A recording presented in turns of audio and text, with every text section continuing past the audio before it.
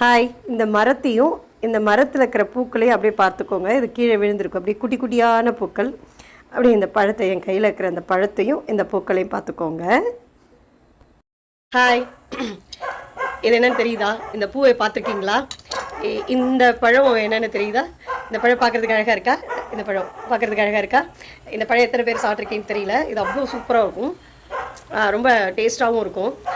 இந்த பூவை பற்றி நான் சொல்லிடணும் ஃபஸ்ட்டு. மகிழம் பூனா எத்தனை பேருக்கு தெரியும்னு தெரியல.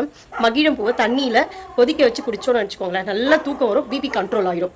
அதே மாதிரி மகிழம் பூ ஊசியில் கோத்து அப்போலாம் நிறைய பேர் தலையில் வச்சுட்டு இருப்பாங்க. இப்போ அந்த மாதிரிலாம் செய்யறதில்ல.